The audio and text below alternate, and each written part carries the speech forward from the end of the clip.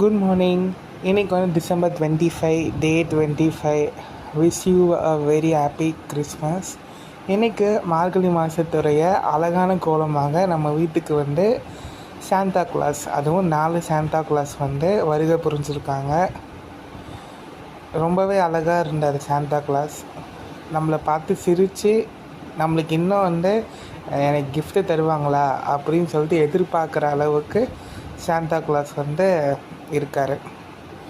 அதுக்கப்புறமா இன்றைக்கி வந்து என்ன அப்படின்னா, நான் வந்து விவேகானந்தர் ஹவுஸ் போனேன்.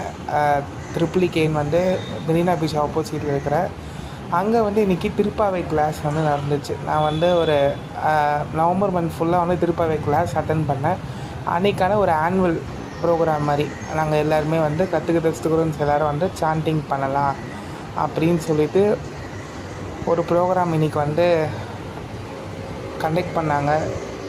ரொம்பவே டிவைனாக இருந்துச்சு. அதுக்கப்புறம் பாருங்கள், அந்த விவேகானந்தர் ஹவுஸ் மேலே இருக்கிற கூட அந்த பில்டிங் ஃபுல்லாகவே ஒரே புறாராம்.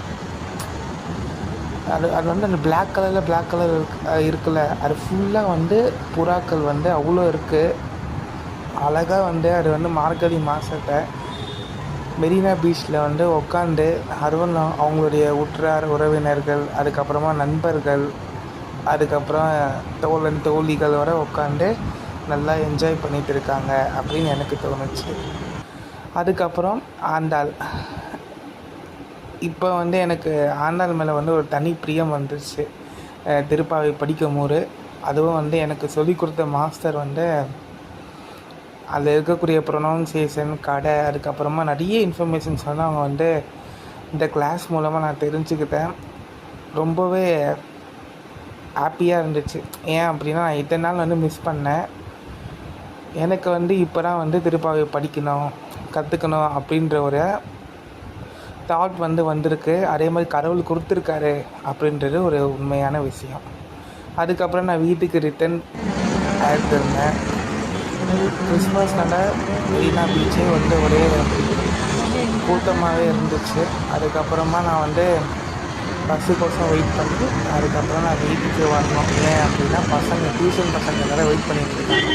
எதுக்கு அப்படின்னா, கிறிஸ்மஸ் செலிப்ரேஷனுக்கோசம். அதுக்கப்புறமா வீட்டுக்கு வந்துட்டு கிறிஸ்மஸ் செலிப்ரேஷன் தான் நாங்கள் வந்து பண்ணோம். ஆஃப்டர்நூனே பண்ணிட்டோம். ஏன் அப்படின்னா, நாளைக்கு எனக்கு எக்ஸாமில். அதில் வந்து ஆஃப்டர்நூனே கிறிஸ்மஸ் செலிப்ரேஷன் பண்ணிவிட்டு அவங்க எல்லாருக்குமே ஒரு குட்டி ஸ்நாக்ஸ் சாப்பிட்டு அதுக்கப்புறம் பசங்கள்லாம் விளையாடிட்டு அதுக்கப்புறமா கிளம்பிட்டாங்க. இப்படியே வந்து கிறிஸ்மஸ் விலாக் வந்து நல்லா இருந்துச்சு. பாய்.